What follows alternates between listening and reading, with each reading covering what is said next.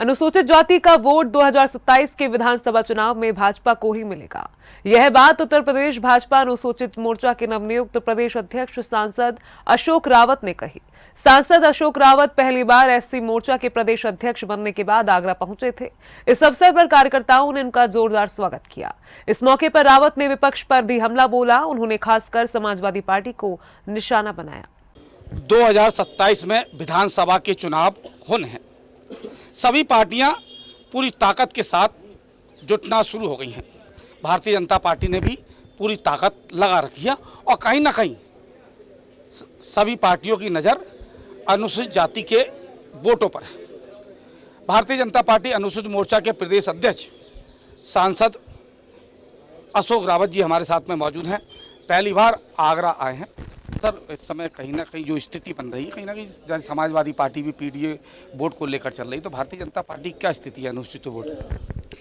पूरी तरीके से माननीय हमारे यशस्वी प्रधानमंत्री जी और यशस्वी हमारे मुख्यमंत्री जी योगी जी जो अनुसूचित वर्ग का कार्य है उसको लगातार करते चले आ रहे हैं और उसके लिए जो भी योजनाएं बनी है वो अंतिम पायदान तक व्यक्ति के पास पहुँचें, ये सुनिश्चित कर रही है। तो हमारे सभी कार्यकर्ता, सभी लोग पार्टी के, आज मेरा आगमन आगरा हुआ और इसी परिप्रेक्ष्य में आज अनुसूचित मोर्चा की बैठक थी और सबसे परिचयात्मक बैठक थी पदाधिकारियों से। आज हमारे माननीय जिलाध्यक्ष जी, हमारे सांसद जी अनूप वाल्मीकि जी, हमारे क्षेत्रीय अध्यक्ष आर्या जी, महामंत्री रामलखन जी, तो आज सभी हमारे जो मोर्चे के पदाधिकारी थे उनसे बैठक हुई और सबसे चर्चा भी हुई।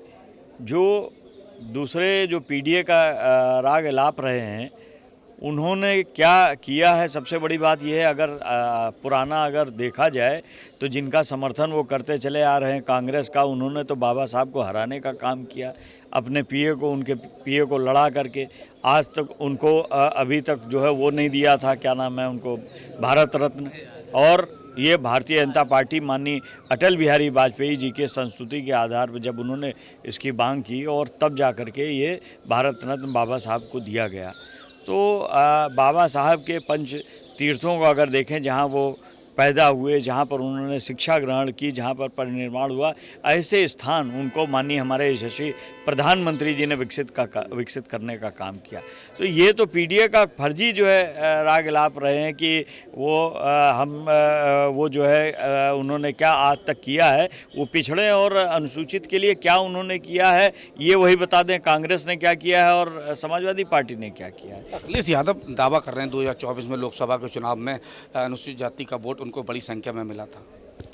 कतई नहीं, उनको न पहले मिला था और न कभी भविष्य में मिलेगा, क्योंकि उन्होंने इतना अत्याचार किया है लोगों पर, अनुसूचित वर्ग पर। उनके लोग जब आते हैं तो अनुसूचित वर्ग जो है परेशान रहता है और पूरी तरीके से उनका गुंडागर्दी का माहौल होता है। आप देखिए लखनऊ की घटना अगर आप देखेंगे, उनके कार्यकाल में सीओ को जीप पर बांध करके घुमाया गया। इस तरीके की हरकत की जाती है। जो रक्षक है उसी के साथ दुर्व्यवहार होता है, तो जनता की क्या रक्षा करेंगे वो लोग? तो ऐसा नहीं है, वो सब जो है दिखावा कर रहे हैं और भली भांति जनता सब जान रही है। आने वाले समय में 27 में उनको पूर्ण जवाब देगी।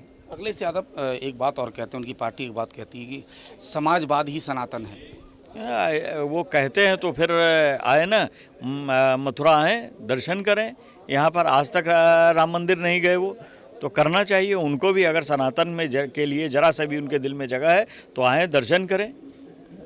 राम मंदिर चंदा चोरी को लेकर कहीं ना कहीं बड़ा हल्ला अखिलेश यादव के द्वारा मचाया जा रहा है। देखिए, वो हल्ला जो भी मचाएं, ये घटना हुई है और निंदनीय है, और जो भी हुआ है महाराज जी पूरी तरीके से उस पर एसआईटी गठित हुई है, जांच हो रही है। जो दोषी होगा सजा पाएगा, सीधा है। तो फिर क्षेत्र में कहीं ना कहीं अनुसूचित जाति का बड़ा वोट बैंक है, तो क्या लगता है कि भारतीय जनता पार्टी कितना हासिल कर पाएगी? पूरी तरीके से 100% पूरी तरीके से। देखिए, अब पूरी तरीके से हम लोग लग करके काम करेंगे और हमारे जो पिछड़ा मोर्चा है, अनुसूचित मोर्चा है, किसान मोर्चा है, अब पूरी तरीके से एक साथ काम कर रहा है और पिछड़े का 55% और अनुसूचित का 21% मिला के 76% होते हैं। 55% पास होने के लिए ज़रूरत होती है। जब 76 मिल जाता है, 21 मिल जाता है, 76 हो जाता है तो डिस्टिंक्शन मार्क के साथ बाकायदा पास होती है। और भाजपा में जब भाजपा का भी समाहित होगा तो पूर्ण बहुमत बनेगा, सब सफाया साफ हो जाएगा सब। भाजपा दावा कर रही है कि 17-27 में दोहराया जाएगा, कितनी हकीकत है इसमें? देखिए, भाजपा की पूर्णतः सरकार बनेगी और आने वाले समय में आप पुनः देख लेंगे। पश्चिम बंगाल आ गया है, अब कुछ कहने और सोचने की जरूरत नहीं है जी। धन्यवाद। दावा किया जा रहा है कि 27 में भारतीय जनता पार्टी की प्रचंड बहुमत वाली सरकार बनने वाली है। साथ ही समाजवादी पार्टी के मुखिया अखिलेश यादव पर भी निशाना साधा। समाजवाद सनातन की बात समाजवादी पार्टी के द्वारा कही जाती है और भाजपा के द्वारा कहा जा रहा है कि कृष्ण जन्मभूमि के दर्शन करें और राम जन्मभूमि के दर्शन करें। अपने साथी राजीव के साथ राकेश कनौजिया, सी न्यूज़, आगरा।